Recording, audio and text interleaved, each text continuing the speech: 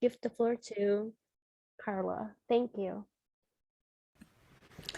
Hi, good evening, everybody. It's good to see you all back. I've been really thinking a lot about the session that we had last week and just how interested I was to hear more about your stories. So, what I thought we would do today, we're going to review a little bit of the material that we covered last week. But before we do so, how many of you remember the homework assignment? Did anybody get a chance to complete a little bit of it or, any part of it? Just raise your hand if you did. Eager to hear from you. Oh, Nicholas, great. Very cool. Very cool. Well, I'm wondering if anybody would be willing to share their homework assignment. Again, it's not obligatory. Don't feel, that you have to, but it would be really great for the rest of us to hear a little bit more about you. Nicholas, are you willing to share your homework? Sure. Oh, great, great. Nicholas, hi, welcome. Yeah. I see you have a music stand behind you. Do you play an instrument? Yes, I do. What do you play? I play the violin. Oh, cool. Very cool. What are you working on right now? Is it classical or something pop? It's classical. Great. Very cool. Well, talk me through it. How did you approach the homework? How did this exercise feel for you?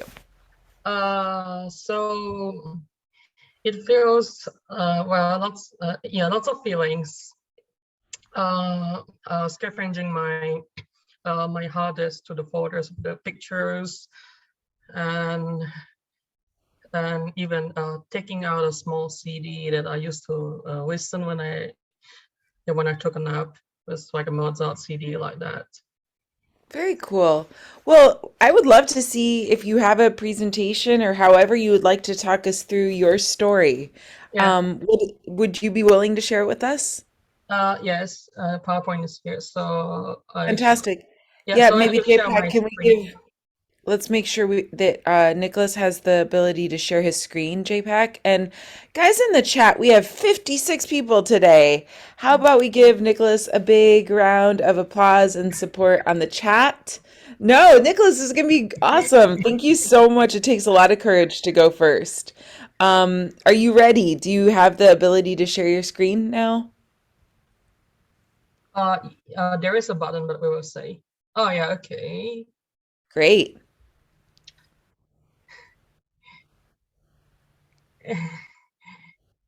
Uh, Doppelkoncert. That's so cool. What does that mean? I know what that means, but can you tell everybody what that means?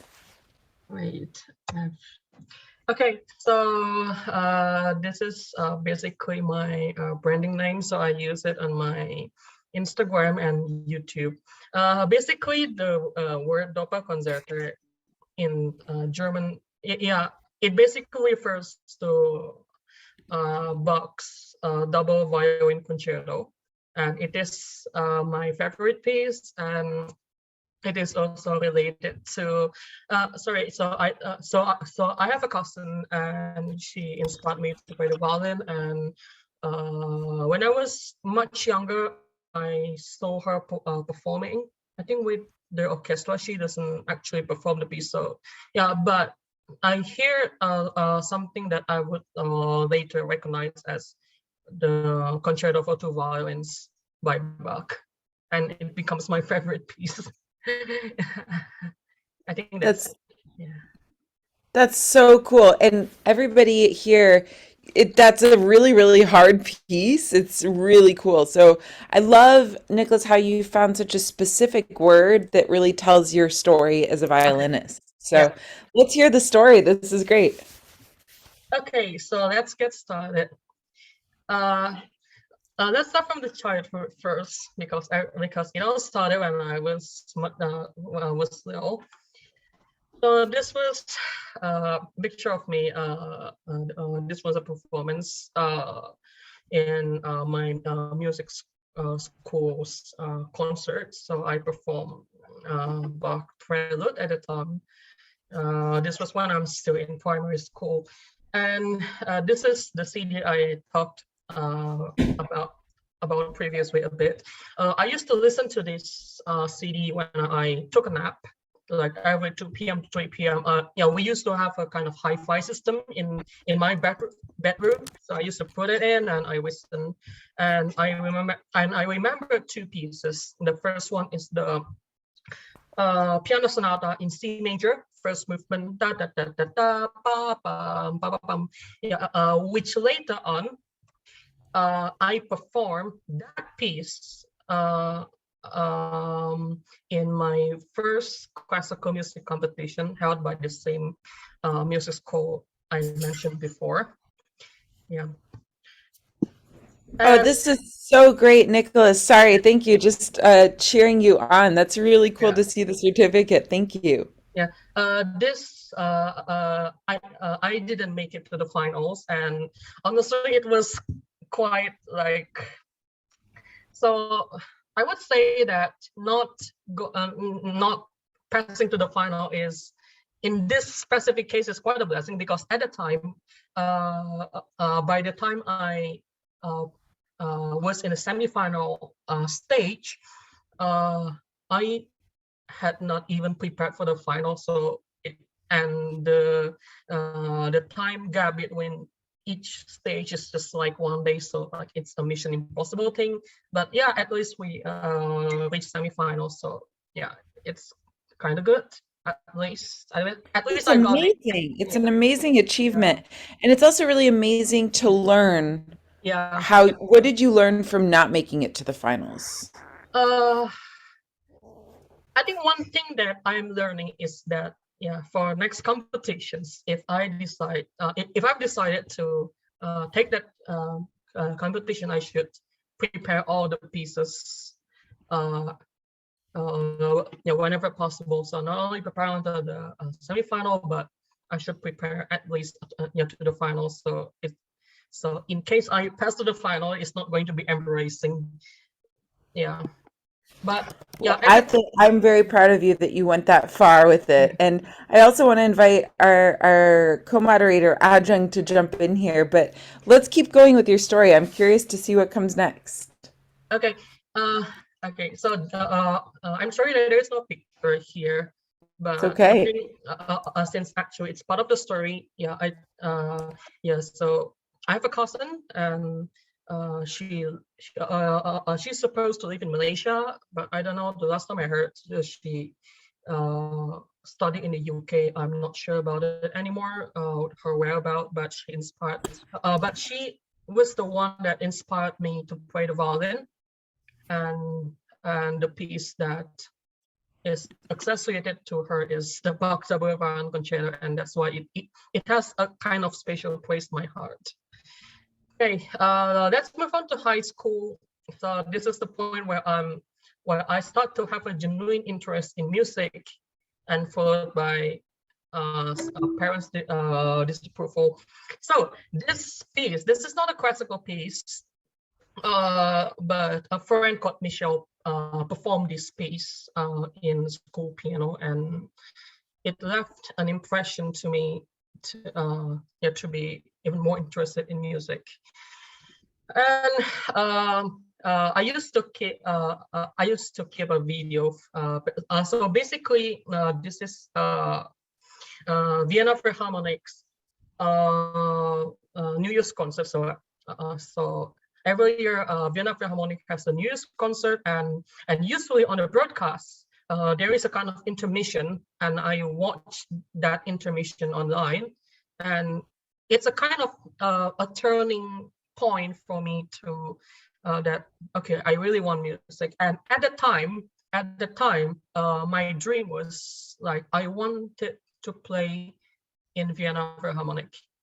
And it was my dream at the time. And at the time, I didn't even take any type of music lessons.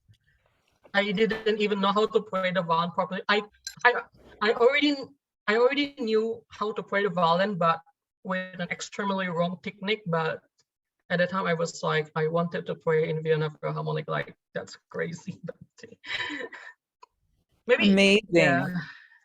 Amazing. Keep going. We want to hear. And yeah, we went to the I went to the university in 2017. Yeah. At the same year, I had a kind of like a self-discovery. Like I started to find what becomes my passion in music, in sports, in in sport, particularly running and cycling. Yeah, it's a kind of like a turning point in 2017, including my personal values as well as at that time.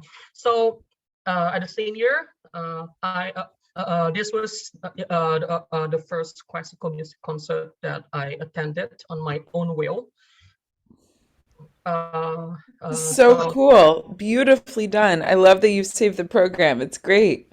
Yeah, so this is a program now, and I still keep it because yeah, I like to keep program notes of classical music concerts. This is a chamber music concert, and I sat on a front seat at the time, so I can deeply listen to every note that the musicians are playing, and it's just a awesome experiment.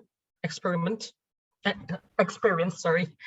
You're doing great. You're doing Yeah. so good. Yeah, and the next year I joined my current orchestra, and this is a picture of a post-performance picture. And here I have my best friend Ataya from the second left. It's so great to see you there. Thank you for sharing this photo. It's really cool. She taught me a lot about music, and she gave me courage to keep going, even though at the time I was like battling with my parents' disapproval. And she was also she was the one who indirectly introduced me to my current teacher, as well as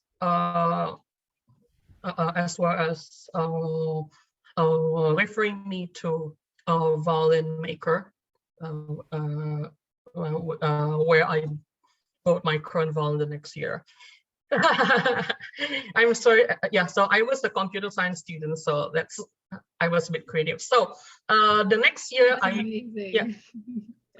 so the next year I had a master class with Mr. Fu Saiming. So it was a kind of invitation from my orchestra, like that. Suddenly in WhatsApp chat, and suddenly there's a cert. Okay, so I quickly sign up like that. And this was a drastic turning point because he literally fixed the way I hold the bow, and it was so uncomfortable because it feels very different from the way I held the bow before. But it's like the first time I finally understand how to properly hold the bow after years.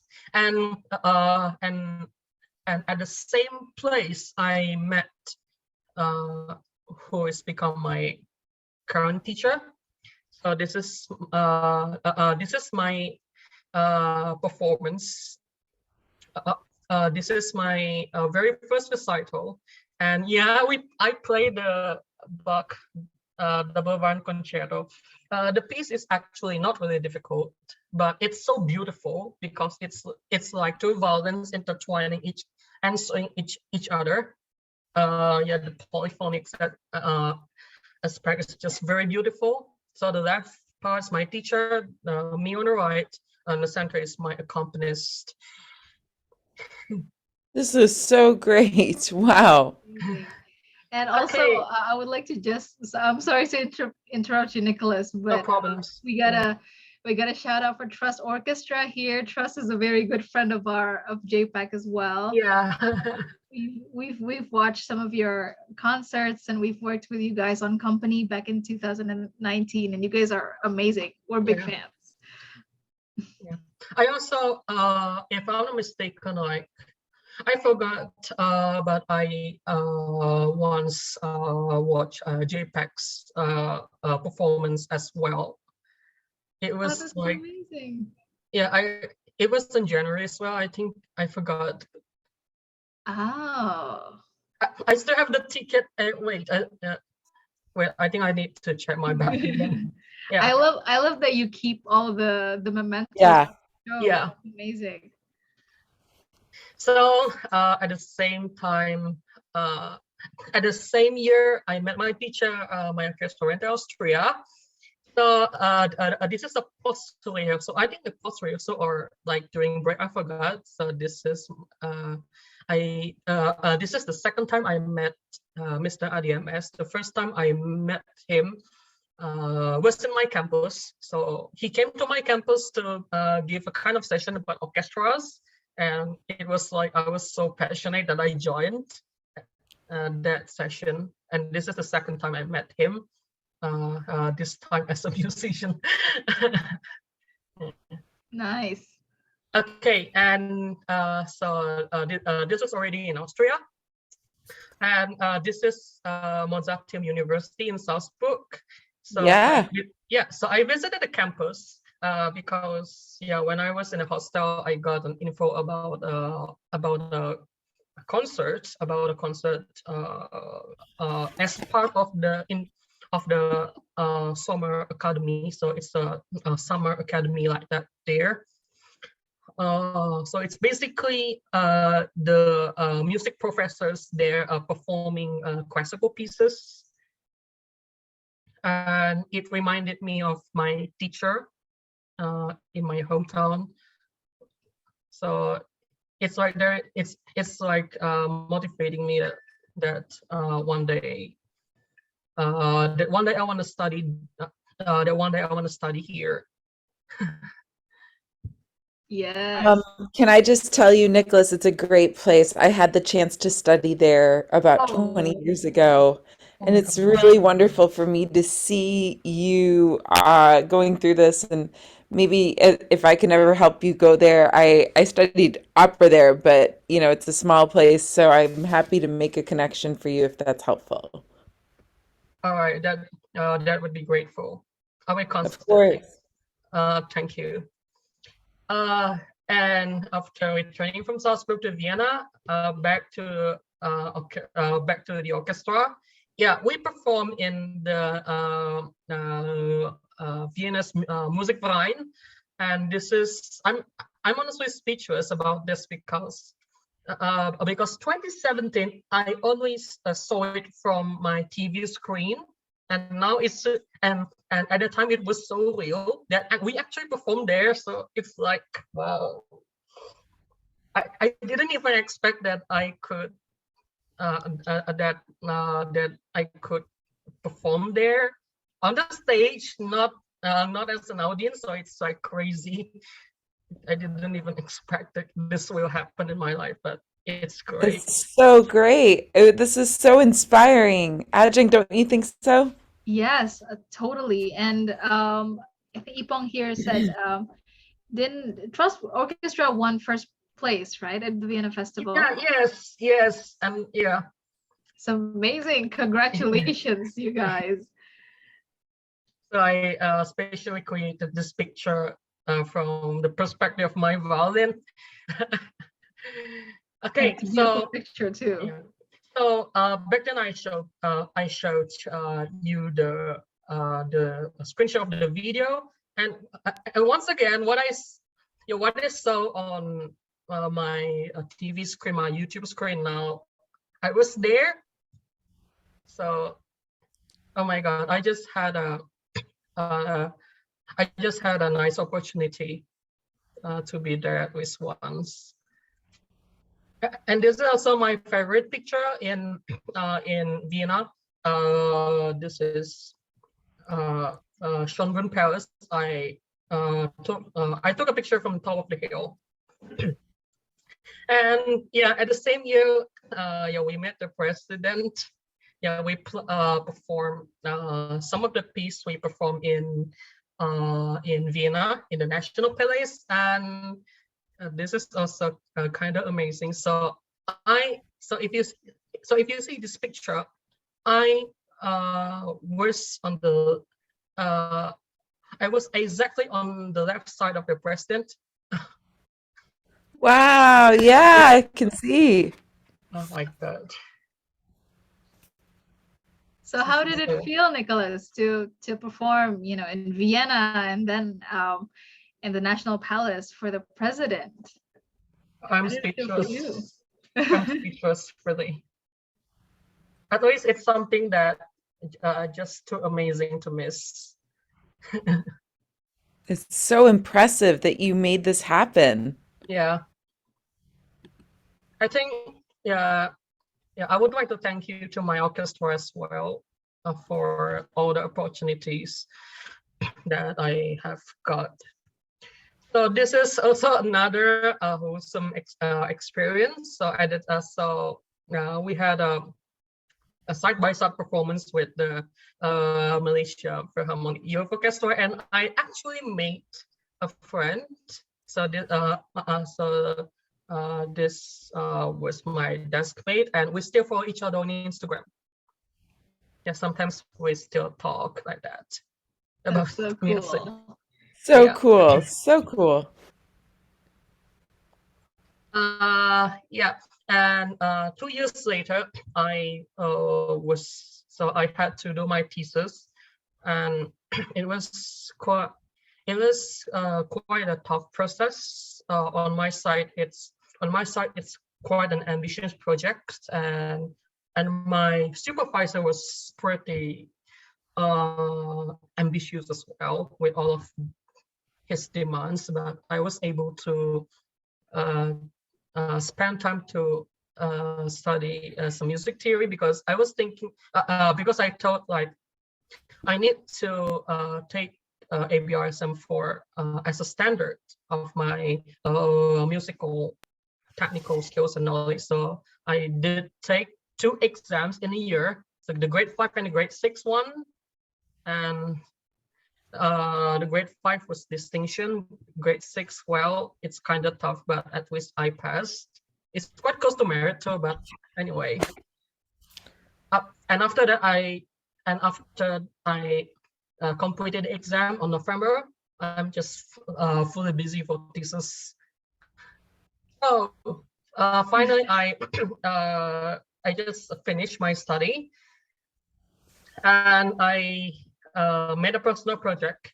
So Yeah, tell us about your personal project. okay, so maybe if some of you know, there is a game called Genshin Impact, and I played the game, and at the time they released a new region called Enkanomiya, and I found out that the battle chant is just too musically beautiful. It sounds like it's a string quintet. It gets some viola solo, so it's just too beautiful. So I made one, and it's on my YouTube channel right now. Can we hear, like, I've after hearing this whole presentation, I really want to hear you play. Can we hear like a snippet of something, maybe from your YouTube, Sure, from this Genshin? sure. Yeah, oh yeah. This is almost done. So recently I had another masterclass with Giovanni Biga, and this is also another milestone. And when I took a masterclass from him, I got lots of insight, like a bit mind blown to know that this violin partita is actually I need to written for the oboe, so I have to be aware of the general bass or the lower notes, like ta-dam, or something like that. And so recently, my orchestra launched an album, and this is the launch concert.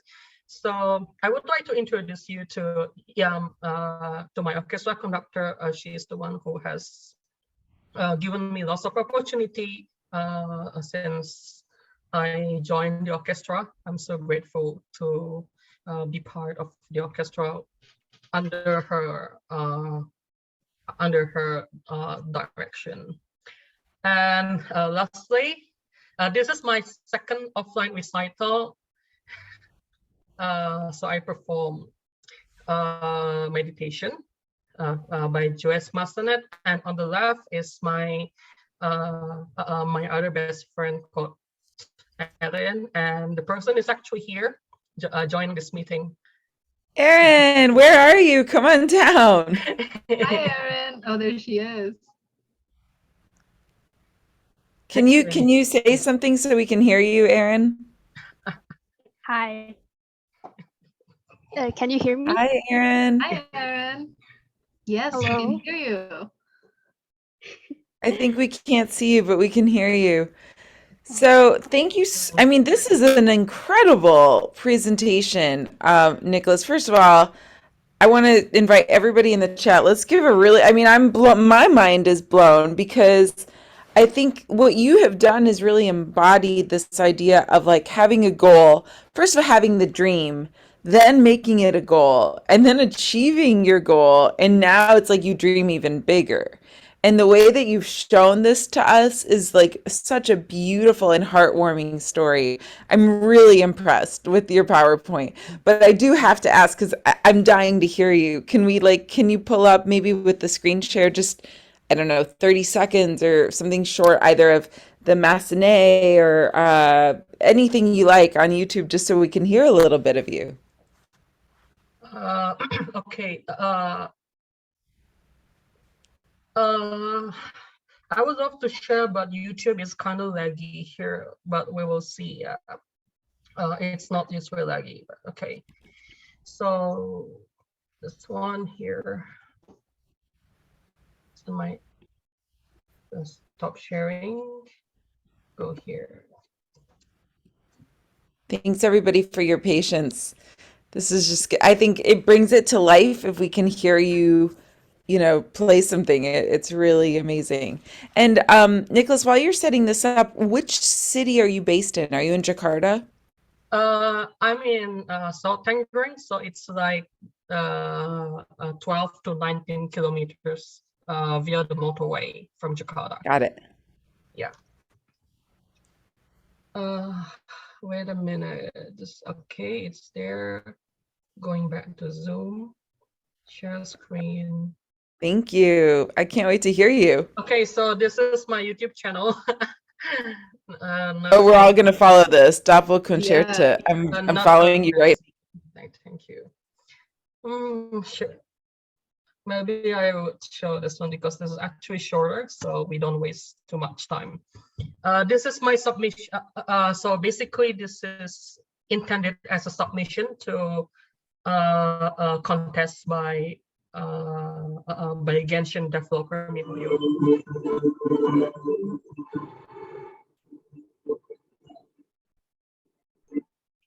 Okay, it's like.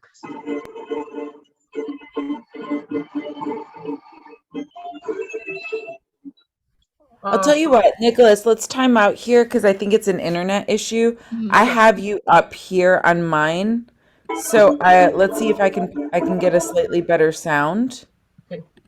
When my mental health is not taken care of, neither is anything else, like finances, career, social life. I think this happens to a lot of people where you get to this like breaking point of being like, I need help. Skip ads. Is this it? This is actually the long version. Okay, well, I'll cut through a little bit.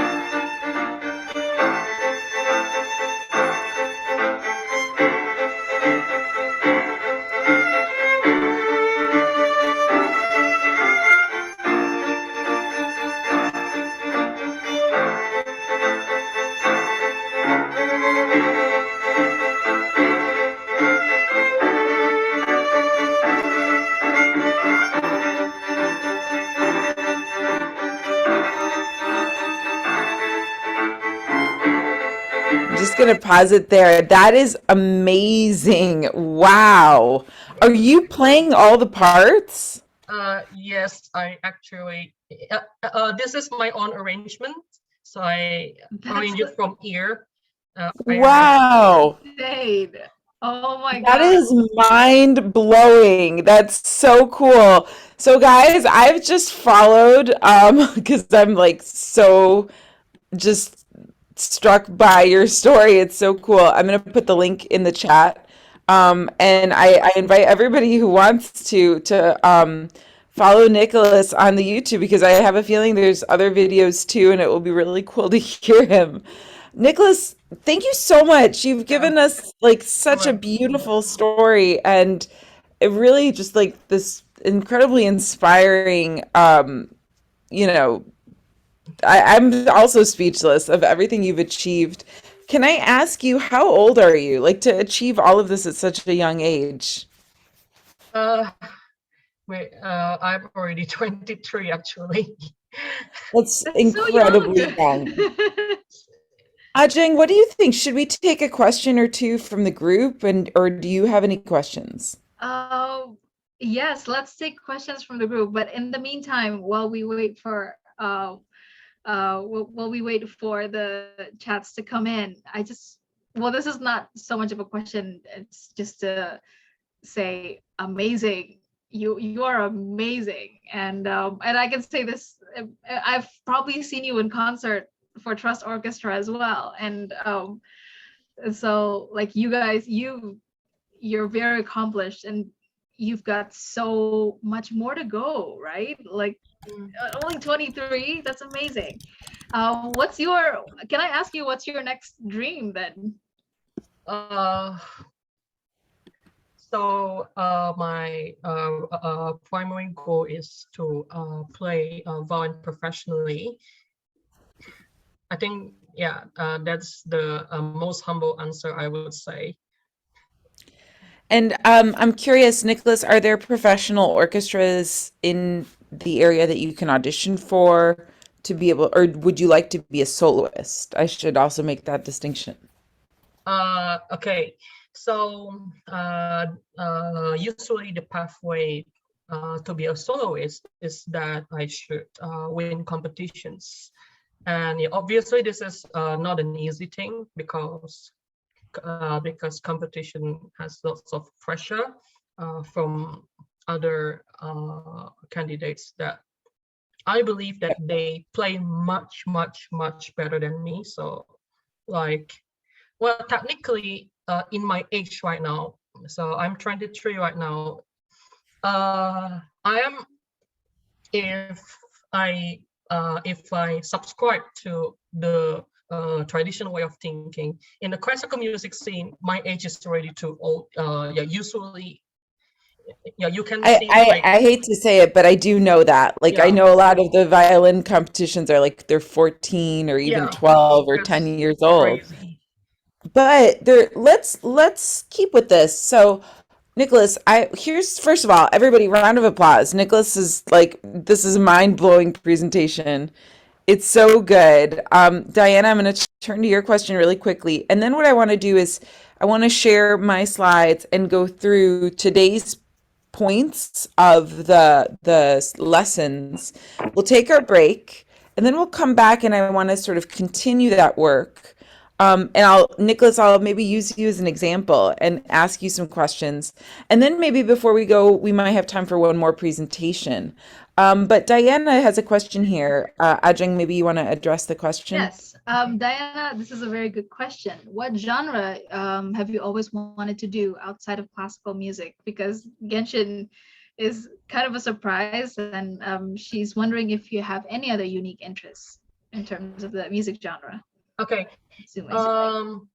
For now, I do have interest in video game music, particularly. There are two. I think currently I have 3 games that I'm interested in. The first one is Genshin Impact. The second one is a slightly less popular but more friendly RPG game called Sky Children of the Light. It's very beautiful.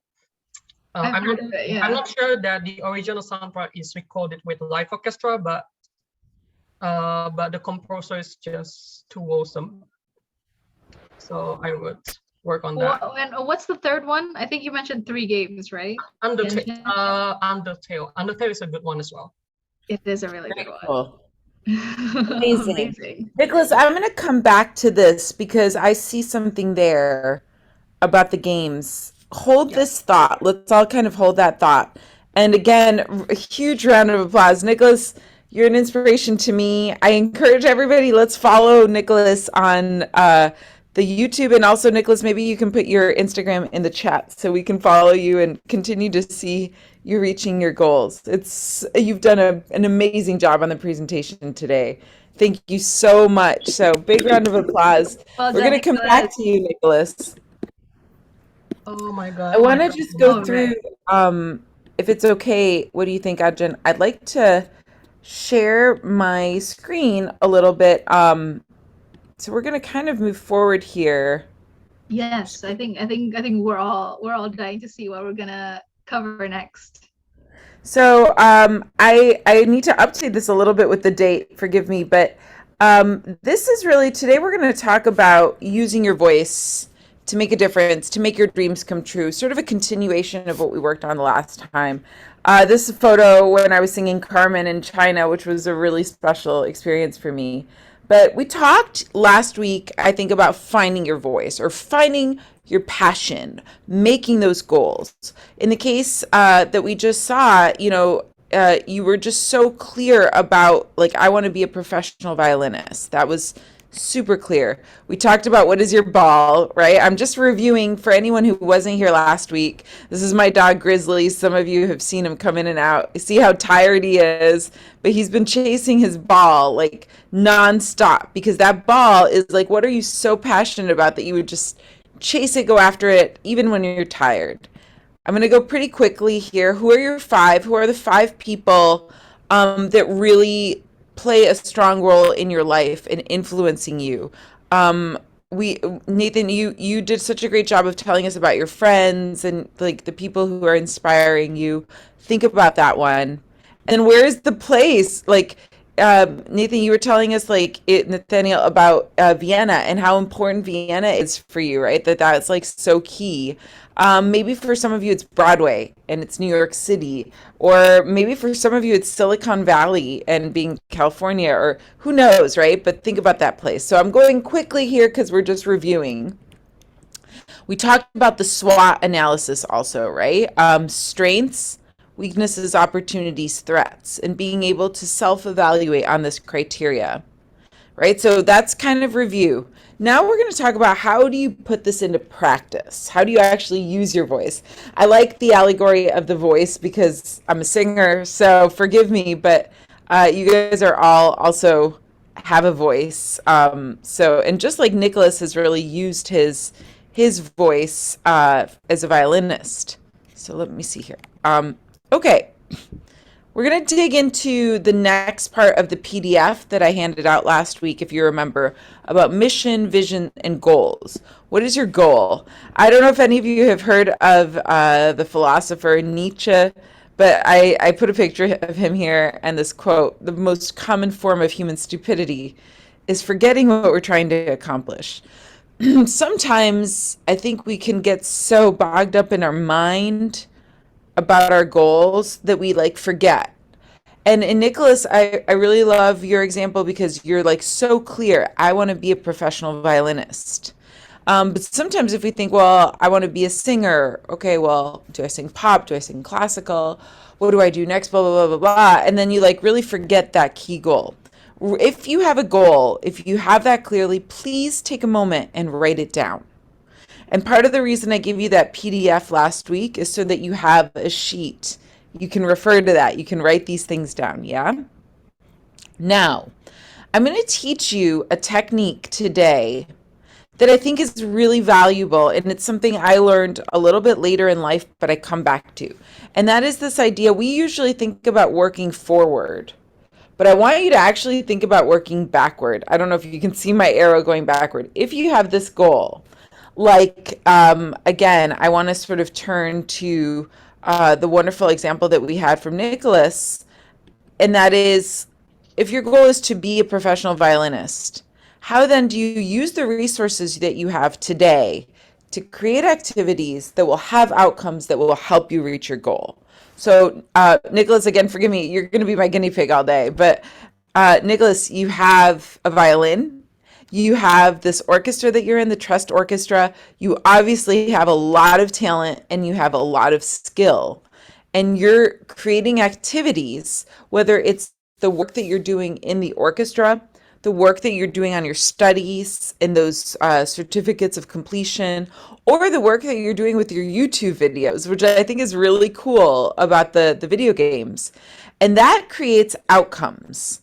The performances for the orchestra, the certificates, and the YouTube videos, those are all outcomes. And those help to further your goal. So do you guys see how that cycle can work? Does everyone understand that? Cool. I'm again going pretty quickly. So today I want to introduce this idea. Forgive me, I'm pulling up the chat, just to see if you guys are following with me. Can you see my chat box when I'm sharing screen? Yes. Do you see it? Yes? Okay, cool. And So, I think maybe just before we move on, I would just like to say a quick reminder. If anyone has any question, feel free to pop it in the please. chat and we'll answer it as we go. That would be great. That would be great. So I'm trying to keep all my boxes here so I can see the chat and see you guys. So the theory of change. Now this is going to sound very like theoretical. Bear with me. How theory of change is, let's boil it down to these key questions. What do you do? How do you do it? And for whom do you do it? So I'm going to go back here to Nicholas's example. Nicholas, of all the things you talked about today, I think one of the things that I think maybe for all of us stood out is very unique is like, here you are, you want to be a professional classical violinist. You have that goal very clear. You love Vienna. You get to make that dream come true. And then there was this thing on the side of like, oh yeah, the video games, like, and the YouTube clip. And maybe that doesn't seem like it aligns with the bigger goal, but I actually think it does. And I want to explore that. And the reason for that is A, you have complete control over that content. So again, I'm going to try to use Nicholas as the example here, but whether or not Nicholas ever is accepted as a member into the Vienna Philharmonic, he can work as hard as he can work as a violinist. And he can maybe one day get an audition if there's an opening, because in orchestras, it depends if there's an opening. But someone else will be judging him for that position. Whereas in another model with the video game content that he's creating on YouTube, he has complete control of that content. He explained, he created the arrangement, he was playing all of the parts, right? And he can upload that on YouTube. So that is in his control. And so I really want to use that example because essentially he is transforming these resources through the activities and yielding results. So when you see that sentence at the top, this is something that's completely in his control. If we go to the key questions, what do you do? Well, Nicholas is a violinist and he's creating content. How do you go about doing it? He's creating this content on YouTube that is for anyone who wants to watch, not just the Vienna Philharmonic audience. And so I think that makes a whole world of possibilities for Nicholas to explore that he has control over. Does that make sense so far as I've explained it? Ajahn, what do you think? Could you see this application, let's say, for yourself as a singer? Mm-hmm. Let's take you as an example. Ajahn, how would you describe what you do as a performer? As a performer, I would say that I'm an actor first. Okay. And so you are an actor. Mm-hmm. How do you act? Where do you go about acting? Where do I go about acting? I go about acting in short films and occasionally feature films if I do get it, on the rare occasions that I do. But also in workshops and in, I would say that content creating is also a big part of it now, whether, no matter how much we struggle with it. I know, and we're going to talk a lot more about that part too, because it is a struggle. So, for whom do you act? Is it for anyone that wants to see you? Do you have followers? Do you have family? Like, who's your main audience, would you say? Um, I would say this is quite an interesting question as well, because it also made me reflect on, for whom am I doing it? Because sometimes there are certain shows or certain movies that I would prefer let's say my parents to not watch. Okay. So I would say that for people who like what I do and who enjoys my performance, and not just my performance, but like the work that's created overall. Because Yeah. from what I realize, it's a very much, everything is a collaborative process, and Totally. for most of us, it's just about like, hey, we made this, let's invite our friends and see what they think. So And I I think want us to really think about that audience piece, because this is going to lead to the other sessions. Now, I know I reference social media a lot in these sessions, but here's the thing. If we think of social media not as the taboo, terrible thing, which sometimes I know I grapple with it, but rather as a way for us to connect with our audience, I think back to Nicholas's story. Nicholas, before you shared your story this morning when I woke up, I didn't know your story, right? Like I remember seeing your name on our sheets and that you were here last week, but and I remembered some of your comments about Vienna and being a violinist, but now I want to follow you on Instagram and I want to hear your music and I want to be your audience. Like I want to see what are you going to come up with next. And what's really cool about social media is that even though I'm in the United States, and you might not think of me as your audience for your orchestra performances or your live recitals. I want to be in your audience and I can communicate and connect with you via these tools like YouTube or like your Instagram. So when we start to think about who do we do it for and who is our audience, and I'm going to talk about this more later after the break, using the digital tools that we now have, which I didn't have when I was young, allows you to grow your audience. It allows you to have a much bigger audience than you would think. And Nicholas, through sharing your story today as you did, like I had this dream, I watched this concert from Vienna on, and then I was there, like that is the coolest thing. I want to keep watching your story. And so I'm sure I'm not the only one. I'm sure that if you share this story with people in France or Nigeria or Mexico, like all kinds of people would want to go, hey, that guy, he's really cool. Let's follow his story. So this is about growing an audience. It's about telling your story, setting your goals, and growing the audience. And that's what these key questions are about. What do you do? You might be someone who like is an aspiring professional violinist or a professional actor, as I know you are, Ajeng. How do you do it? Well, you might do auditions, you might create videos, you might create short films. And for who do you do it? I want you to really think about that third question, because there lies a possibility with this internet age for you to do it for a very big audience. Yeah, any questions about what I'm saying here? All right, I'm gonna move on then. Okay. I told you it's pretty quiet today. it's pretty quiet, but we're gonna put this when we have our sessions, guys, in general, in the first hour, I will use some folks as examples and I will go through a lot of what I call theoretical. So this might seem almost like academic, like very scholarly. Right. But then we'll have our break and then we're going to put it into practice. So I'm trying to give you a lot of content in a short time. But again, these PDFs, these are for you. You will take them home. You'll be able to digest them. Yeah. And we do So, have a question from Ellen. mhm. Ellen is asking, how do we stand out in social media? Because the internet is so competitive and sometimes you get discouraged when no one watches. Totally. Ellen, that is a huge question. And we are going to talk a lot about that throughout the sessions. But I have a quick answer for you. authenticity. There's something really cool about the generation that I think most of you are in, including our wonderful Nicholas. Like I'm older generation, but you guys, you have like a knack for smelling authenticity. That's how I refer to it.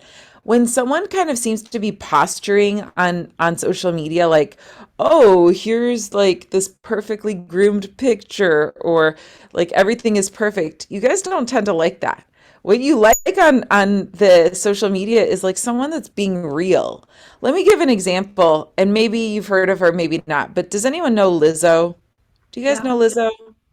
So I love watching Lizzo because Lizzo is just completely real. I follow her on TikTok. I love the content she puts out. She's like, guys, I'm not a perfect size two. I'm not your usual pop star, but she's so like amazing in her energy and so real and authentic, that like it's contagious. You just want to follow her because like everything she does comes from a place of truth.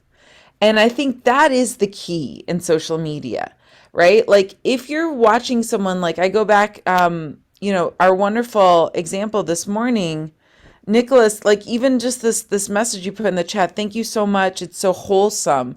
Wholesome is authentic, right?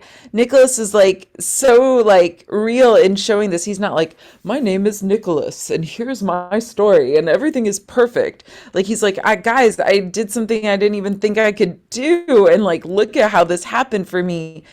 That's authentic. And because Nicholas is sharing from a place of so much, what did I say last week? Vulnerability, right? That courage. He raised his hand. He was like, I'm going to share my story. That was bravery, right? And it was also like so courageous and so vulnerable, because we were all like, whoa, like this takes a lot of vulnerability to put yourself out there. And the way he did it, like he was covering his face sometimes, like so vulnerable, but it was so real. Like we all want to see what's going to happen next. That, Ellen, is the short answer for the social media thing. I think that when we see people who are being their authentic selves, who are sharing vulnerably, who are also being courageous and sharing like, hey, I didn't get this part. Hey, when you were telling us about that first thing, Nicholas, we're like, you didn't make it to the finals. Like, wow, that's takes a lot of courage, like to share that. That is the kind of story I want to follow, because it's not all perfect and groomed and like edited. It's like, no, this is real life. So let's look at this logic model that I have up on the screen here. Inputs. What are inputs? This is going to sound very fancy, but guys, inputs are very simple. Like here, it's, maybe a little bit more for JPAC team terms. Funding. Like if you might have, like, let's say the equivalent of $10, right? And you say, okay, I want to use this $10 to make a really cool video or to record a song or whatever. Those are all inputs. Also, just your talent. Again, like if you play the violin, if you sing, whatever, like talent is an input. Outputs are like the activities. So like maybe creating a YouTube video itself. Like, so the input is the talent that you put into creating the output of a video, right?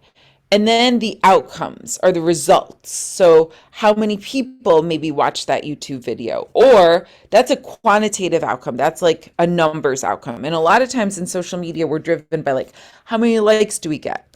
I don't think that that's necessarily the best outcome. For me, a measure of outcome I really like is like, hey, how many people might have told me like that they really liked that video? Like someone maybe said a comment of, hey, I really liked your content. Like maybe, maybe not a lot of people have watched the video, but the people that watched the video said, I really like that video. It really made an impact. So think about the inputs. What can you put in? Then what can you create as an output? And what are the outcomes that you want? And then you start to measure this. Like today, some of you might decide to put a social media post saying, hey, I went to this really cool class and, I didn't know about inputs and outputs, but now I learned something. And maybe you put that post up, maybe you put a TikTok up, whatever you put up, right? And then an output could be like creating that content. And an outcome could be that maybe like a friend sees it and goes, oh, that's really cool. Can you tell me about that? Maybe that helps them. Do you see how this can work? I want to give a story really quick. I don't know if any of you have ever heard of Stanford University in California, but I have a friend who teaches there. This is like, I love this story. So she teaches this kind of input output, creative thinking. And to her class, these were master's students. She said, okay, guys, I'm going to put you into groups and I'm going to give each of you $5. So speaking of an input, that was $5 input. And you have one day until we come back to class the next day. Each of you, your groups get $5, 4 people per group. I want you to go out and create a business. And let's see who makes the most successful business in one day. This is entrepreneurship 101, right? So everyone's like, $5? How am I going to create a business with $5 in 24 hours, right? I want you guys to just think about that really quick. In fact, I'm going to stop my share. What would you do?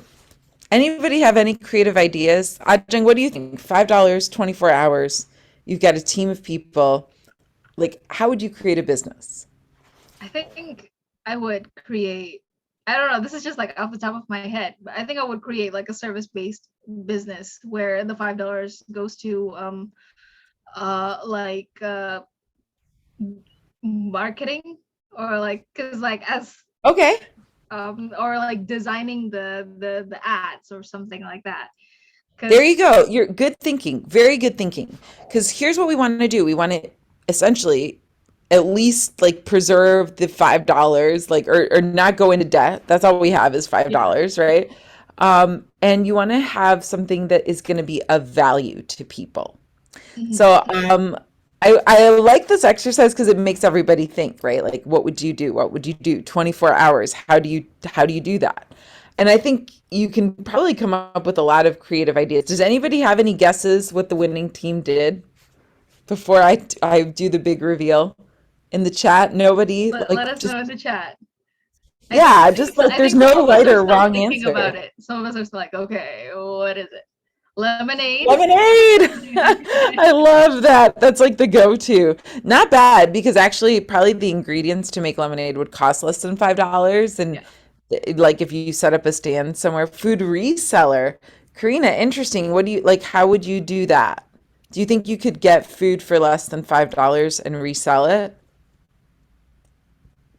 Probably do item to item trade business. Interesting idea. Okay. Interesting. Buy something that's inexpensive. So yeah, this is like the concept of lemonade. Buy something that's inexpensive, and then have something like creative, like a personalized card, maybe a song, and resell it with that. Very cool. Okay, guys. So I'm gonna tell you, Garangan. What is Garangan? Garangan is like fritters. I would pay more than $5 for one. I like that. Here because it's very cheap and it's very, very yummy. Sounds amazing. Sounds amazing. So I will do the reveal because I know we have to go to our break, but the winning team had this idea. They decided to go to the downtown of the city, Palo Alto, and they saw that there were a lot of lines to go to a restaurant, and people like had to wait. Like you would walk up and then you put your name there, and then they were waiting for the table to be ready. And so what they decided to do, there were 4 of them. They said, hey, we'll keep your spot in line if you pay us. So like the people would pay like $1, $5, whatever, so that the team was waiting in the line.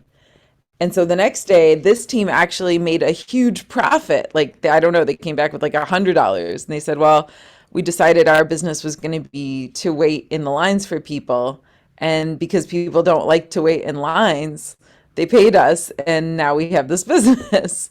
Isn't that a cool idea? It really is. This is like entrepreneurship 101. So entrepreneurship, guys, is a fancy term that really means solving someone else's problem, right? Creating a unique idea that helps to solve someone else's problem. oftentimes it's related to service. What I think is so cool about what we learned today, that I keep referring to Nicholas. Nick, you talked about this idea with the video game content. And that is cool because it's not being done by the orchestras. It's also cool because it's something you can do on your own. And like in some ways, that's the most unique thing I've ever heard of.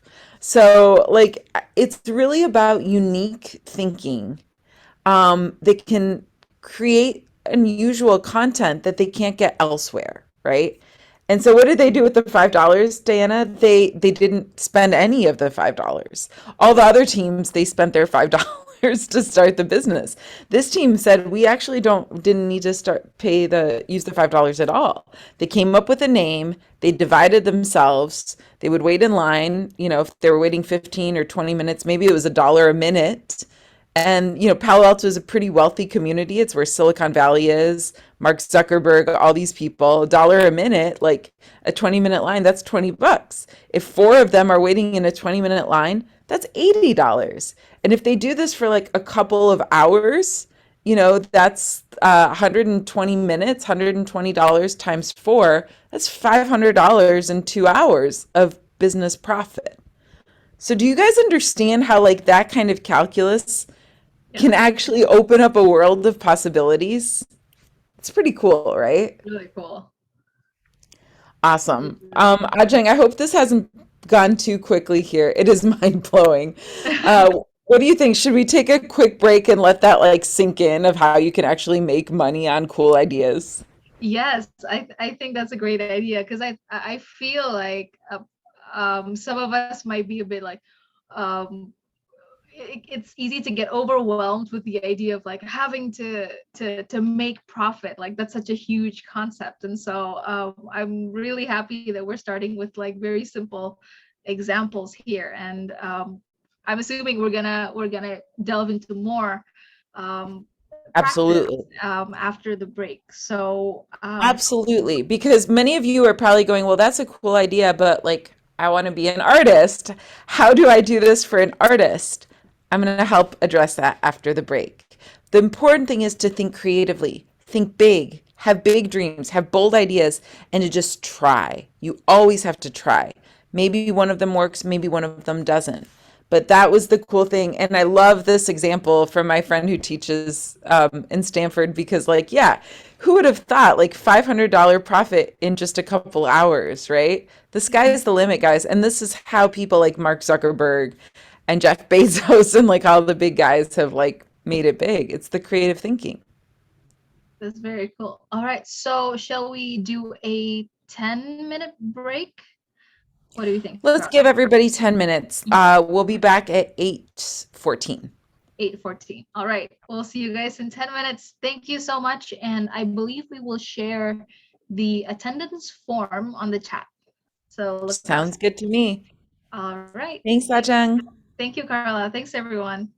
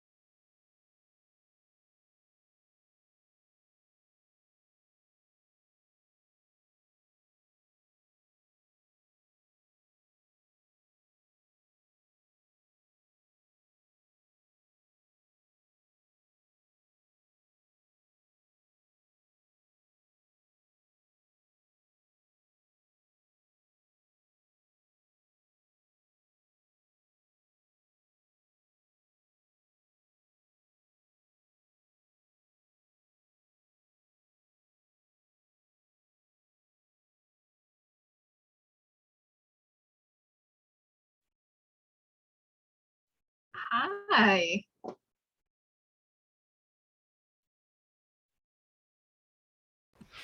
There you go. Hi, Carla.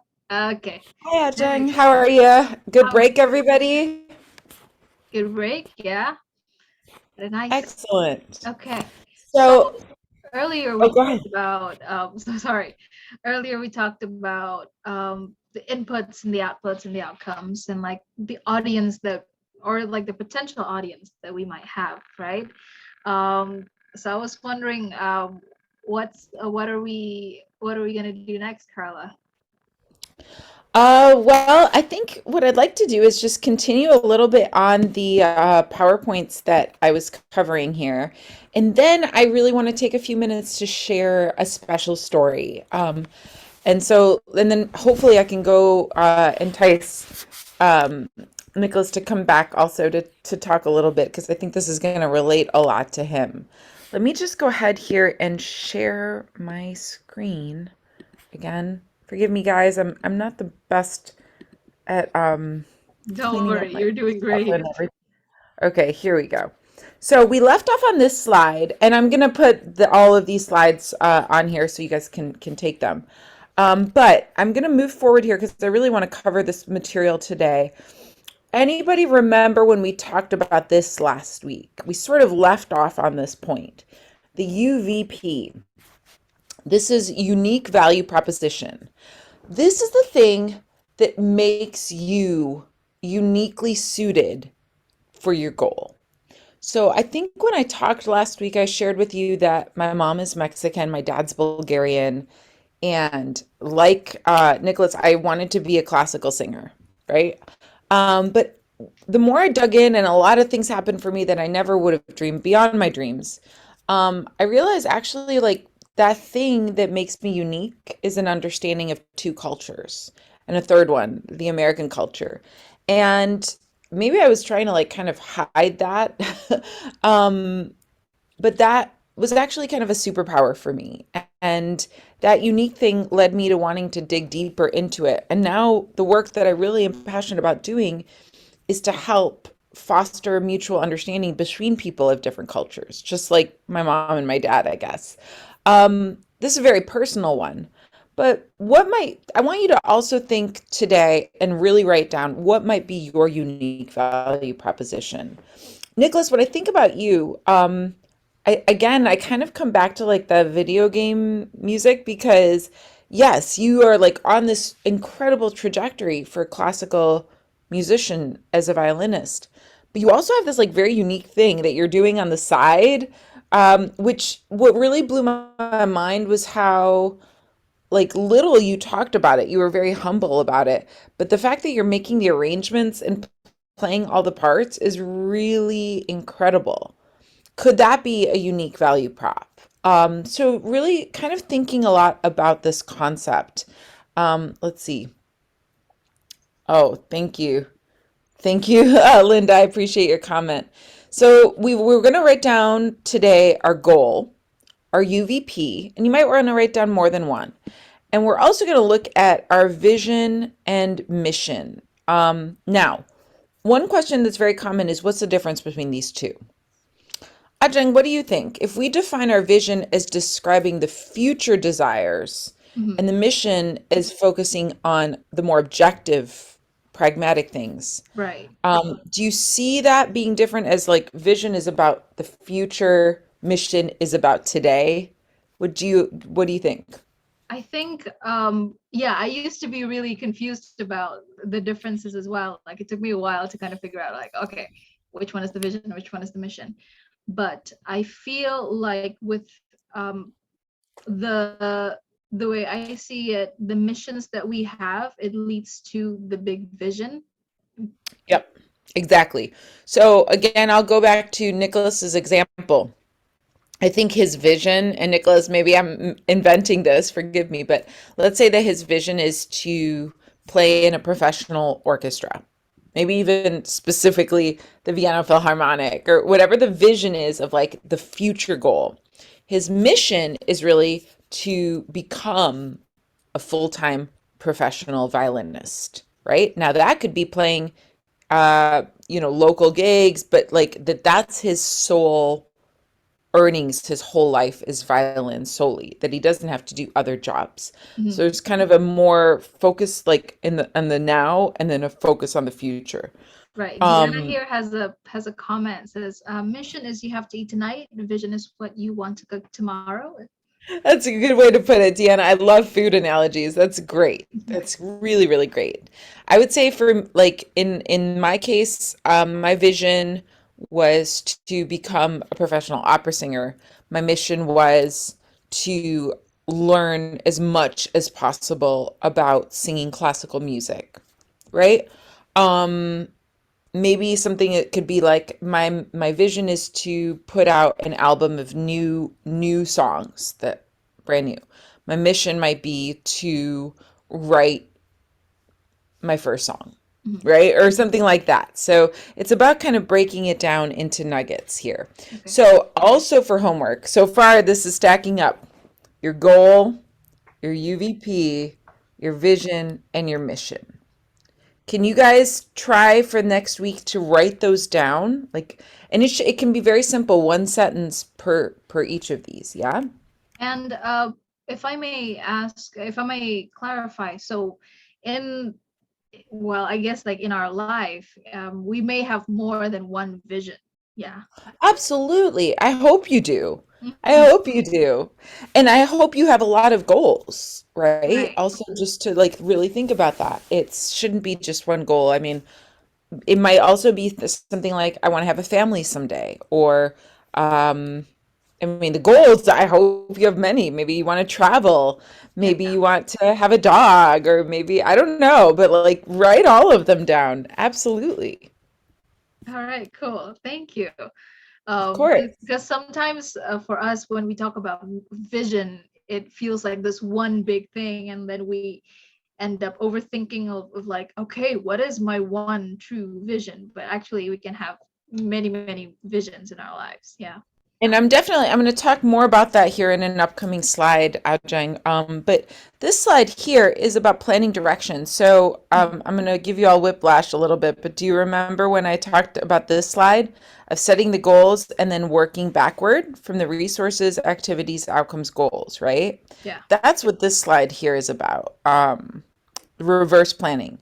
Start with the beginning in mind. So if your final goal is to be a professional violinist in a major orchestra, start to measure now on that theory of change place, which I'm sorry to go back and forth. What do you do now? You're a violinist. How do you go about doing it? You're in the Trust Orchestra. Was it called Trust? Trust. Yeah. Right? For whom do you do it? You do it for the audience for whom Trust performs, the local audience, or, wherever, obviously in Vienna. But so think about those things. Then learn what's working and what isn't. Like, are you better at doing certain repertoire than other repertoire? I'm trying to really focus on examples from our participant today. But this could be a lot of, maybe you're finding, like, for instance,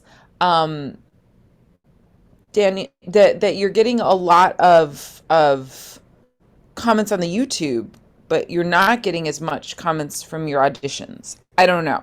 Or vice versa. Maybe you're getting a lot of jobs on your auditions and less on like your YouTube channel and sort of the things you're doing. So what's working, what doesn't?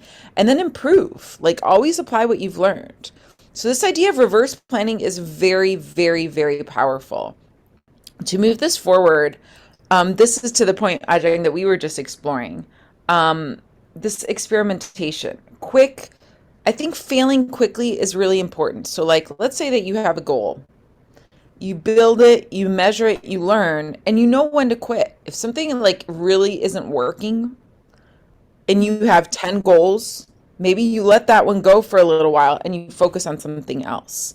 And that is a very important thing for entrepreneurs, especially. Most entrepreneurs that I know, guys, are like, and artists are innately entrepreneurs, right? But most of the time you don't have one thing going on, right? Ajay, like you were talking about doing short films and doing all these things. Would you say that most of the time you have like various projects going on? Can you describe that a little bit? Yeah, absolutely. And it's never just one thing. And I feel like being an actor for some people is like, okay, if you're not acting and stuff, then you're not working. But Right. actually there's so many other, types of work out there. I could be doing a voiceover for like a PSA, Right. or like a role play, like an office workshop kind of situation. And so those are some of the things that we explore, in our field. Yep. That's just like, so like the movies or like all the things that we see on the screen is just the tip of the iceberg, really. Right, right. So in general, it's like by having a lot of different kinds of projects or different ideas, and when one finishes, you replace it with another, or you're looking for new things, right? But that's part of being an entrepreneur is like this isn't a 9 to 5 job where you go in and you do the same thing every single day. Mhm. Every day kind of looks different in our lives. Like Nicholas, like maybe one day you're playing Bach, and the next day you're playing a video game melody, and the next day you're playing a Tchaikovsky, or you know what I mean? Like every day is going to have something different, and that's part of what's exciting. But you also have to recognize like what's working and what isn't. It may be that like, for instance, maybe that for Nicholas, like he really doesn't want to play pop music. So like let that go. So, sorry, I keep going with the violin example, but I want to go back to that for a moment before I go to part 3. So, we have covered part 1 was like finding your voice. That was sort of a review of, the ball. What is your ball? Your friends? Where's the place? Part 2 is using your voice. And that's what we're really talking about today. The goals, the UVP, the mission, the vision, learning how to fail, learning how to evaluate what works, what doesn't, the SWOT, all of that. Anybody have any questions about any of this so far? Samuel has a Great time for very questions. interesting comment here. The ability to call it quits sure is important, because for a lot of us, for artists especially, it's hard. Sometimes it's hard to admit that this isn't working and we have to go, because like every opportunity is so rare. And so Yep. I was wondering, like in your experience, how do you learn how to tell? Because I'm sure it takes a while to figure it out, right? It's really goes back to that crazy chart that looks a little scary about the inputs and the outputs. Right. If I'm putting in 20 hours a week into a project and my output isn't worth the 20 hours, then I have to reevaluate that. Now, how do you measure that? I had a friend who always said there were 3 outputs for him. One was financial. Like, are you getting paid? Are you making enough money for it to be sustainable? The other was educational. Like, maybe you're not getting paid, but you're learning so much in this environment that, like, it's well worth your time to go in there because, like, you're really growing. And the third was just like purely fun. Like, are your colleagues really cool? Does it bring you like a tremendous amount of joy? He would say that you have to have 2 of the 3 to make it work. That I'm just passing along advice. And I thought that was kind of interesting. Like, sometimes if you're just making money, it's not really worth it. Like then we would all go and be bankers or do something like, very secure. But if you're making money and you're learning, then yeah, it's really cool. Or if you're making money and like your friends are in it and you're having a good time, then it's really cool, right? Likewise, if like your friends are in it and you're learning, you might not be making money, but it's like almost like hanging out, and it's not just hanging out because you're actually learning. So I like that criteria personally, Ajeng, because I feel like 2 out of 3 is a good goal.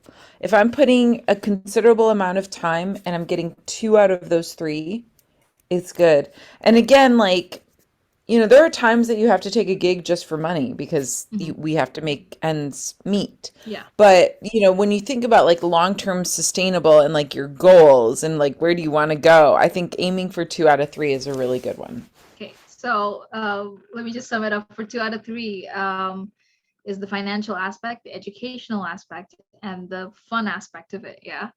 Yes. I think I that's should put a slide up about that. I've never done a slide on that one, but I think I like that framework, because let's say, for instance, Ajang, that I'm calling you up and I say, hey, Ajang, you guess what? You got the part. And you're going to be doing a info commercial on, I'm going to pick something terrible, like hemorrhoid cream. right. Like, and it's like really like, your face is going to be associated with hemorrhoids for the rest of your life, Yeah. but you're going to make a lot of money. Right. Okay. Mhm. That's like one option. Okay, that's a good financial option. And let's say, hey, Ajeng, guess what? Like, we have a great gig for you. You're going to be in a film with like Robert Redford, and it's going to be at Sundance, and it's going to be awesome. But we're not going to pay you anything, and no one is in it, and actually people are kind of mean. Right. Okay, that's the second option. Mhm. And then there's a third option of like, hey, Ajeng, we have a gig for you. All of your friends are in it. Like your favorite people are in it, and it's a really cool part. But like you're not going to learn anything, and you're not going to make any money. Mhm. Do you see how those are three very distinctive, different opportunities? But if you can combine two of them a little bit, like if that Robert Redford thing was like the people were cool and you were going to learn, sounds really good, Yeah. right? If like the commercial was maybe for something like a little bit cooler and like you had a friend in it, like that would be really cool, right? Or if like the gig with your friends, you were getting paid a little bit of money, well, that would be cool. So Yes. always aim for 2 out of 3. Yeah. That's a great point. Thank you so much, Carla. Of course, of course. Okay, so I want to direct you guys sort of a sidestep here. Has anybody in our group here heard about Lindsay Sterling? I'm going to put her name in. I think this is how you spell it. And Mario also has a question there, Ajay. Maybe we Yes. can address that too. Mario says that, this is also a very good question for us creative professionals. In terms of financial goals, how do you measure the price at the work you are doing? Do you have any tips? That's hard. Like in terms of asking price, what to ask for, or in terms of how do you measure it? Look, I mean, I think it totally depends. There are market values for the work. And that's something like that you should definitely investigate. If you're a lyricist, as I know Mario is, well, partly like ask your colleagues, talk to your colleagues, create alliances, and like, even a union, like create some alliances so you can say, what's a going rate for this? It's interesting. I'm sure some of you have followed the conversation in Hollywood where we've found out recently that male actors make more than female actors. And I think it was at the movie La La Land, I want to say, where there was some real discrepancy between the male actor, Ryan Gosling, and the female actor, whose name escapes me right Emma now. Stone? She's fantastic. Yes, Emma Stone. Mhm. And so, like, but they didn't know. And it was really like Yeah. until the men started to tell the women and talking to the women that, they could uncover it. We don't often talk about what we're paid. It is a delicate conversation. But the more that you can have transparent alliances with your colleagues and have these discussions in earnest, the more it can benefit everybody. I am a strong believer in that. Secondly, I think that there are different pay scales for different things, right? If you're offering like voice lessons, for instance, see what's on the market, see what people are doing out there. If it's a sort of a unique project, I always will encourage you to think about how many hours you're going to put into it. And it's always going to be more hours than you think. Mhm. Let's say that a composer contacted me and said, hey, Carla, can you premiere my work? And let's say it's a pretty hard, like, complicated new music work. It might take me 50 hours to learn that piece plus perform it, right? Yeah. So I'm going to really think about like what is the minimum that I want to get for per hour. So I think like breaking that down to a per hour we can never quantify it. Like as artists, we're always going to make less and put in more hours. Generally, that's how it goes, unfortunately. But I would really think about, like, if you get an assignment or you get a gig, break it down to an hourly and say, okay, this is probably going to take me 20 hours. Let me add on 5 hours extra because there's always something miscellaneous. So if I put in 25 hours and I said my minimum fee is this per hour, and also then make a maximum fee, like this would be a good fee. And maybe start with your good fee and they say, oh, we don't have enough. You know, you can't go lower than your minimum, and try to find somewhere in the middle. Mhm. Does that make sense? I think that's a good guideline, is like find your max, find your minimum on an hourly. And if you can end up in the middle, that's great. Don't go below your low because you'll be unhappy. Like you'll regret that you did. That's Um, true. yeah, I hope these are good tips, guys. I think so. So I want to turn to Lindsay Sterling. I'm going to play a very short video here of Lindsay Sterling. Highly encourage you guys to check her out. She was a colleague of mine for a while, and I learned a lot from her. So here we go. First of all, just please notice here, she has 13.3 million followers on her YouTube. She has built a career, and I can say this single-handedly, like I know her, single-handedly on what she has done on YouTube. So this is a very short video. Let's just watch it briefly. Good, good, good. Okay, you can tell. And I like the way she shaped her story, guys. Think about this as you shape your own stories. When all the world is spinning round like a Next time you touch that, you lose your fingers. way up in the clouds and my feet will not stay on What are the you? ground. You're a princess. Me back down.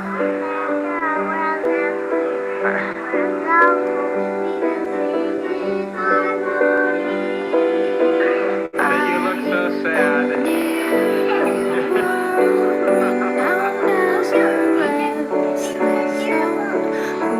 Everything is very old, fluffy,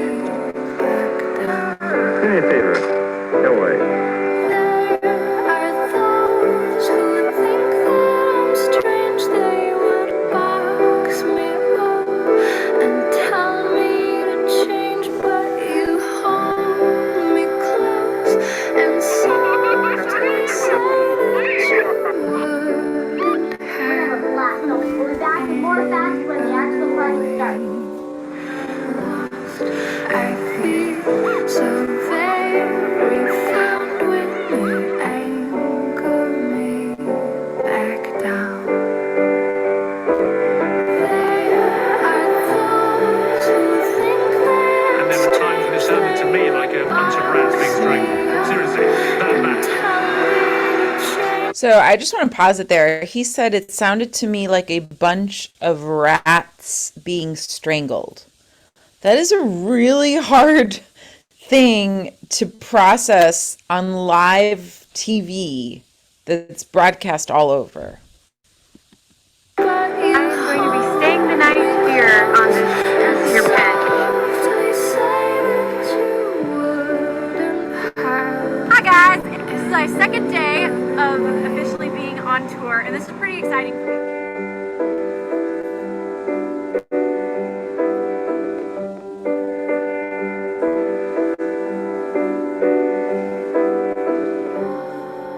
When all the world is spinning round like a red balloon, way up in the clouds, and my feet will not stay on the ground. You anchor me back down.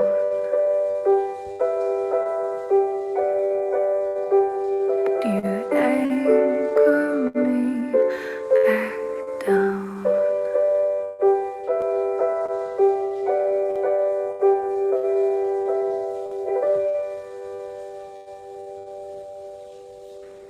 You know, I was once just a little girl who had really big dreams, and the reason that I've spent the last 3 years working on a book isn't because I want you guys to know more about me, but it's really because in reading it, I hope that you can learn a little bit more about yourself.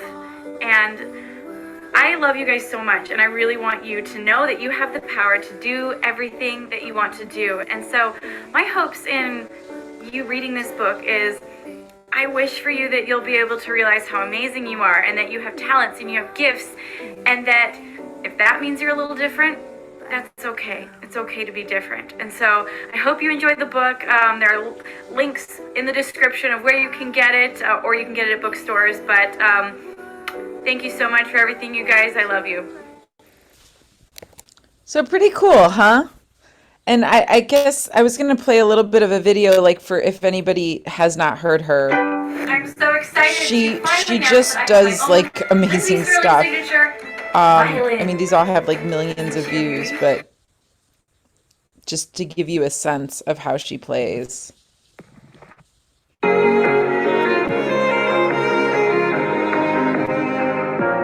wish I could remember every second we had. I know I tried to count them all. I'll let you guys look into her, but so yeah, let's think about that. Reactions, guys. On national TV, the judges at America's Got Talent say you sound like drowning rats or whatever the horrible thing he says. That is an incredibly vulnerable position to be put into, right? Incredibly hurtful. And how does she rise above that? Millions, 13.3 million people follow her channel and create this content that is totally not the traditional orchestral classical canon. What a story. Yeah, I'm curious to hear, what do you guys think about this? Anybody want to share? Ajeng, what do you think? Jump on in. Right. I think it's amazing. First of all, because I've seen some of her songs, some of her videos in passing, but I never really knew her story. I just know that she's a very unique musician.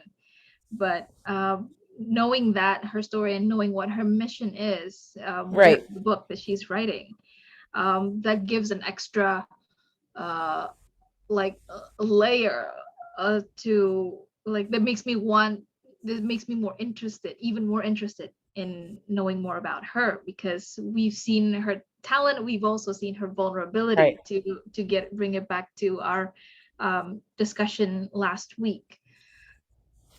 Exactly. And I just give her a lot of credit, because this actually leads beautifully into part 3. Again, forgive me while I set this up here. Amplifying your voice. We've talked about finding your voice. We've talked about using your voice.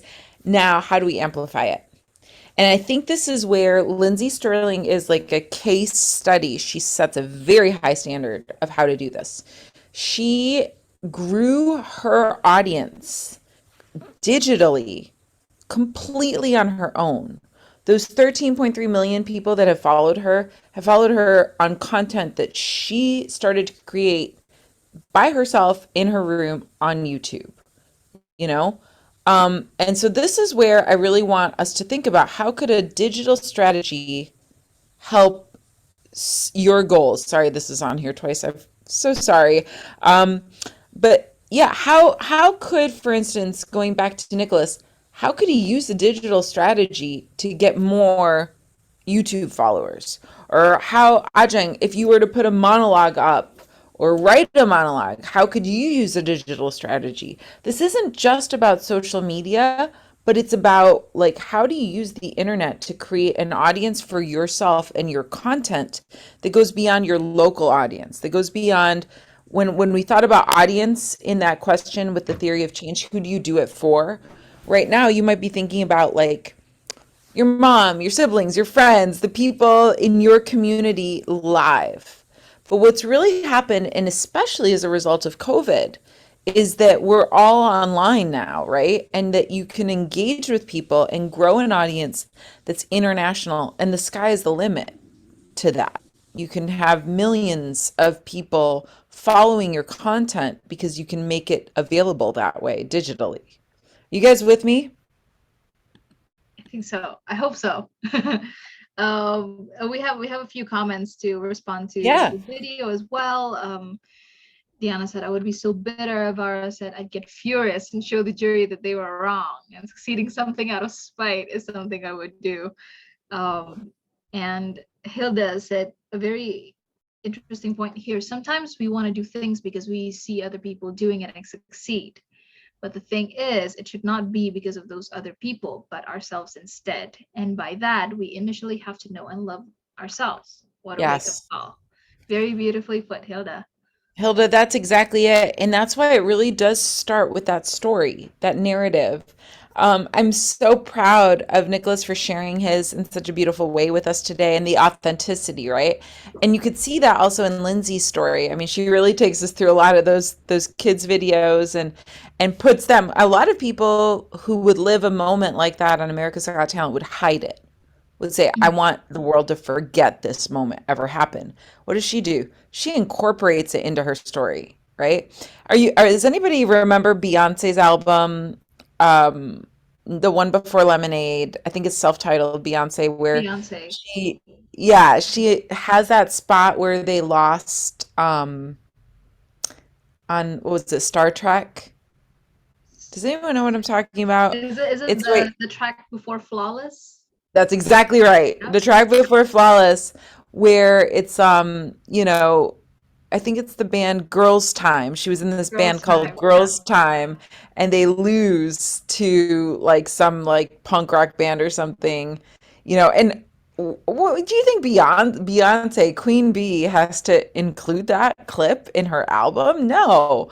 But how amazing and how vulnerable that she does.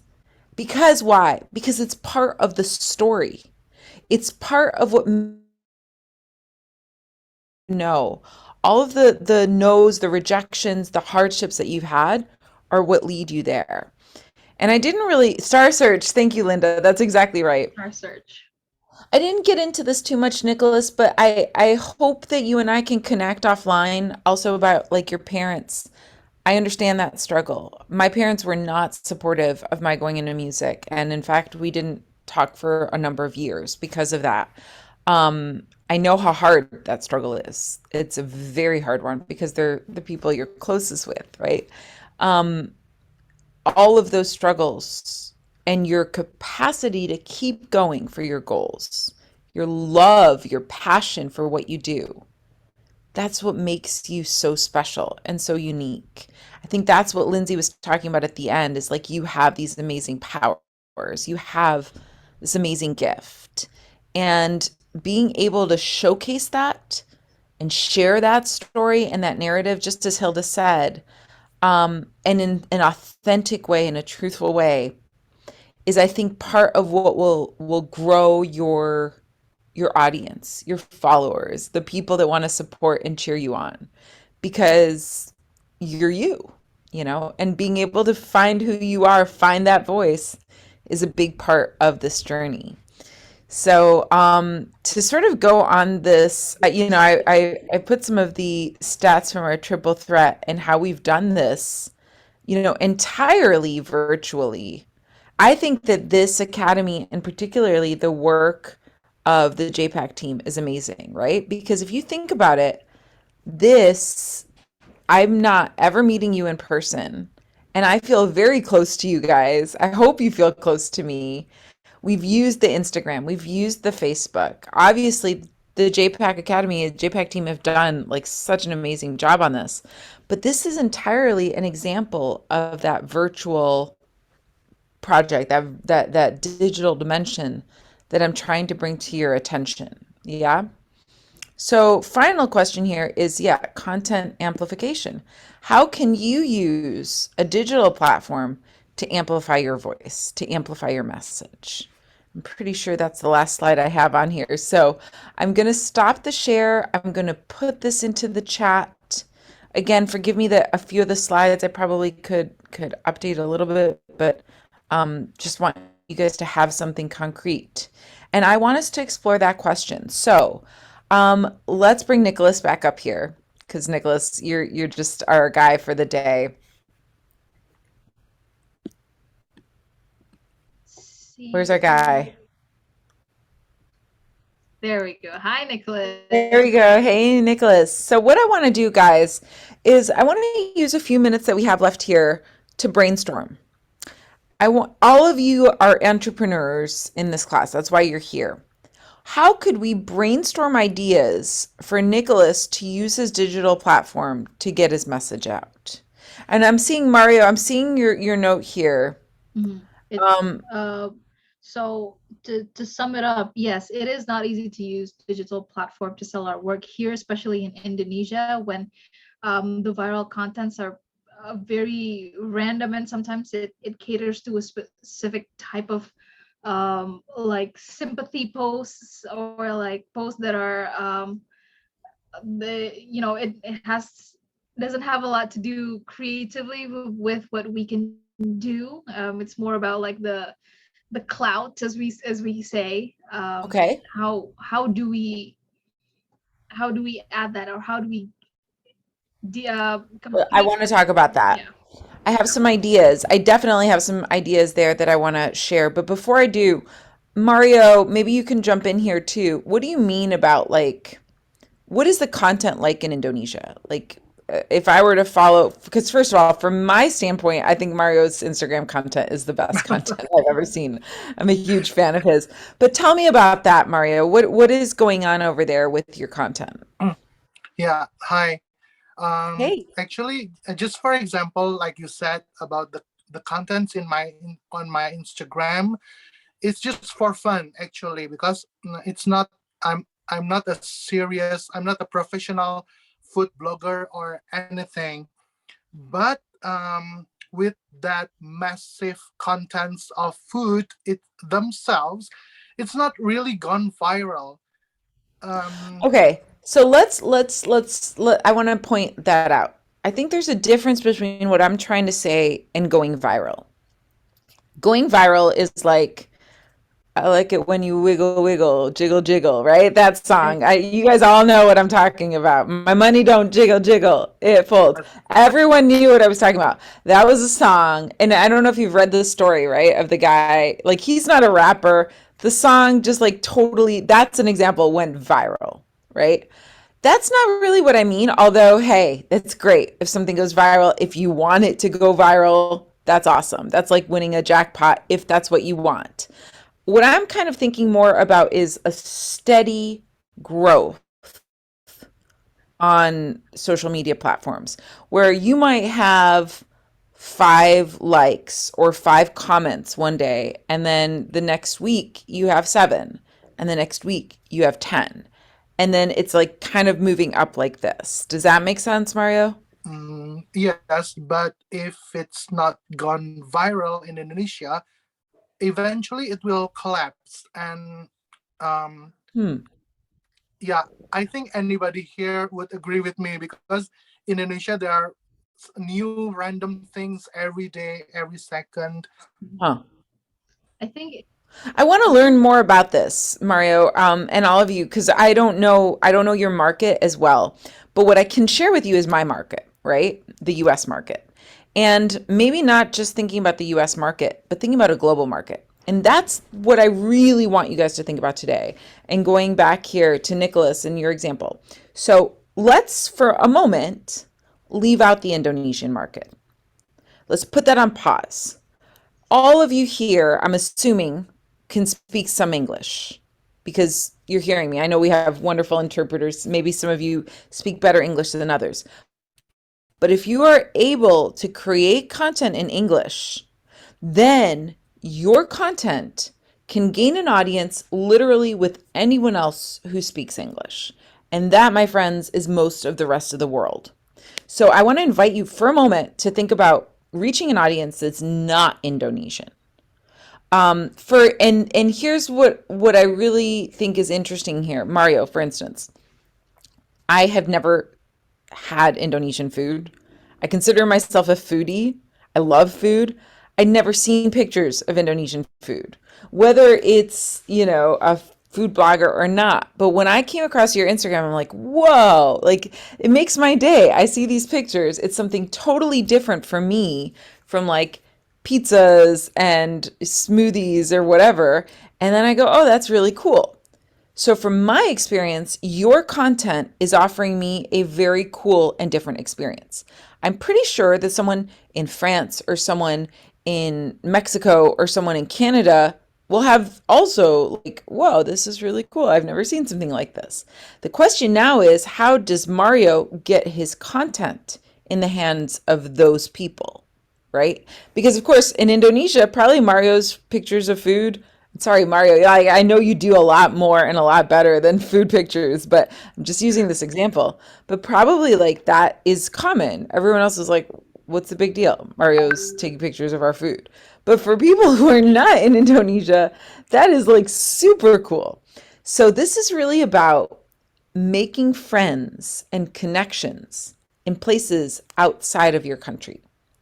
And that takes time. There's no quick answer.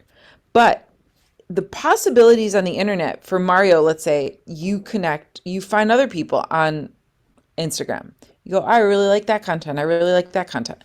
You drop them a DM, you drop them a note. You say, hey, I really like what you're doing. It's really cool. Tell me more. Here's what I'm doing. Maybe we can collaborate, or like, do you have any tips for me? And you start these conversations with people that you think might be like-minded. Now I'm focusing on your food, Mario, but this could be your poetry. Like this could be your lyricism. And I want to go back now to Nicholas. Like what you're doing on your YouTube is so cool. I want us to think again in the few minutes that we have left, given all of the principles that we've covered in 2 sessions of entrepreneurship, and especially that creative example of what do you do with the $5? Guys, now it's a bit of a test. What advice would everyone in this class, we have 76 people here, give to Nicholas to grow his content and his followers and his audience on YouTube? We've put Nicholas on the spot. He's been the guinea pig. He's been the vulnerable one. Now I want everyone else to contribute. I would love to see this chat running with tips.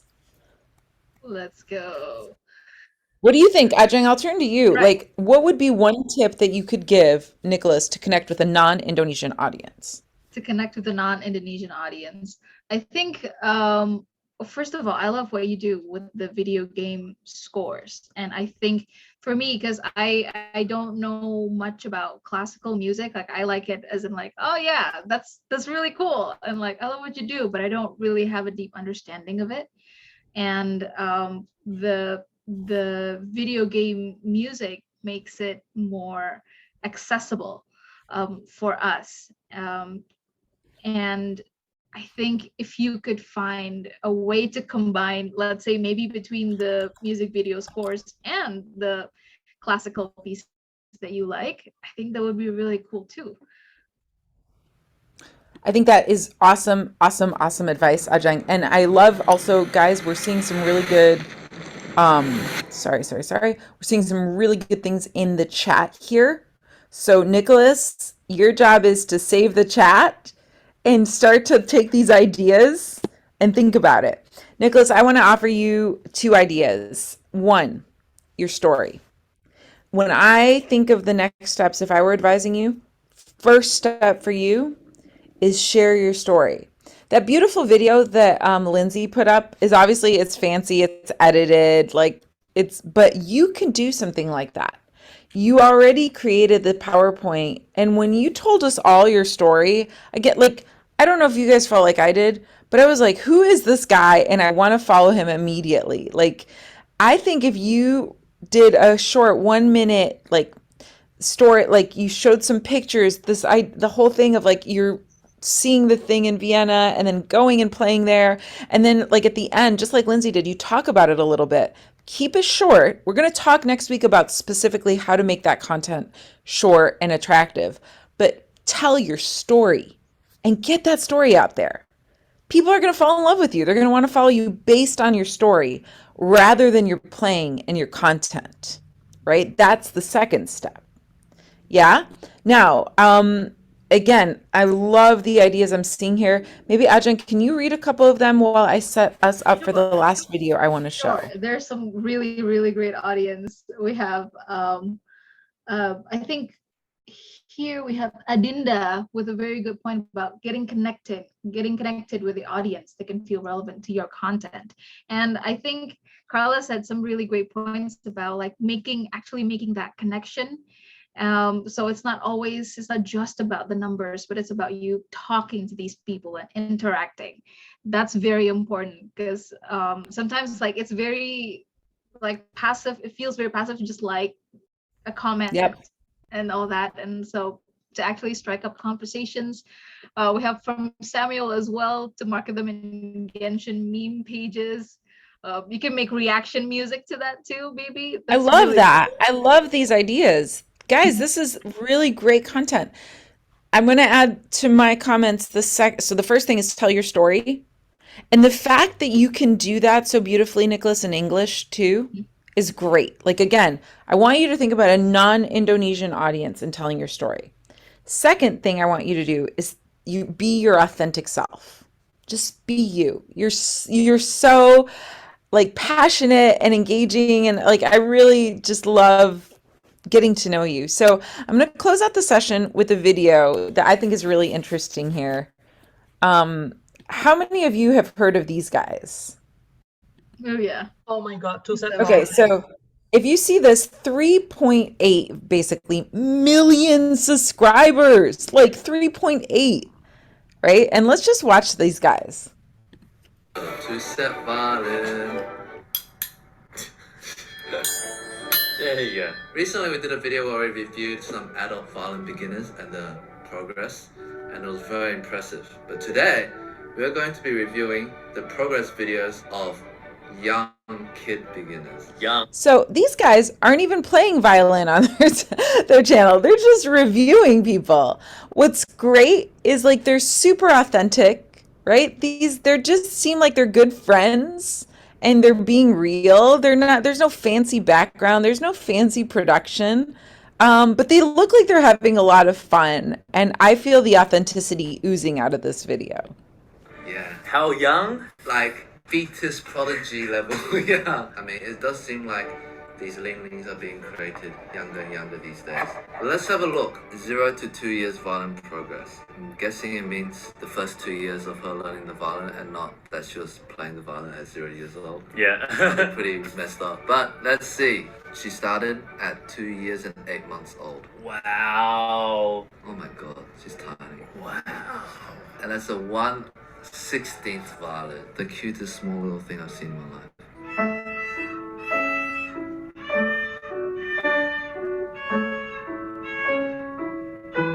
Her rhythm is like on point already. Yeah, she's got rhythm. Yeah. It's hard to teach rhythm. Trying to explain it to people, or young beginners. She's not getting shit. Okay, I won't play the whole video here, but like, this is what I'm talking about.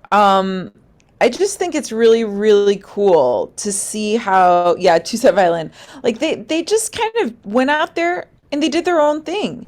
And you might normally think like, oh, I have to be in an orchestra to be a violinist.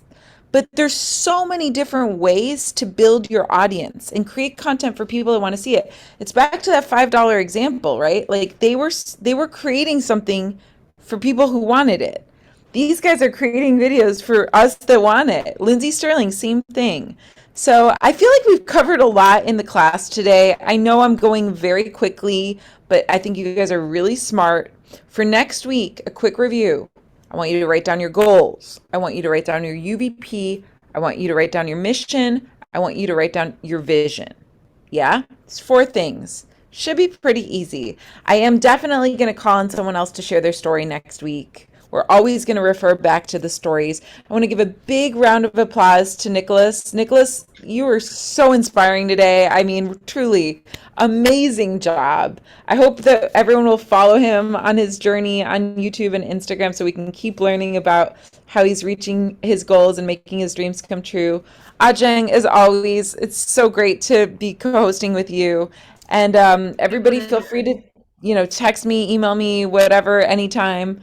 I'm going to hand it back to the JPAC team.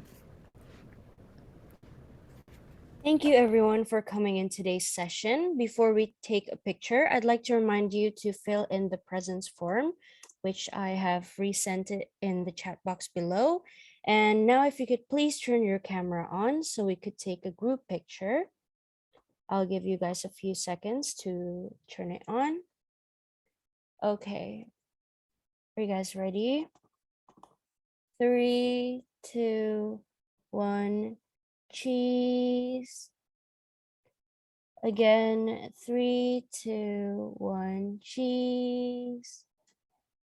Okay, thank you everyone for coming today. We'll see you guys on our next session on the 15th of July, I believe. Thank you so much, Great. everyone. We'll see you Have next a wonderful weekend. Thank you, Carla. Thank you, Thank everyone. you. Have a good day. Thank you, Carla. JPAC. Thank you, everyone. Thank you, Raja. Carla. Thank you Kak Ajeng too.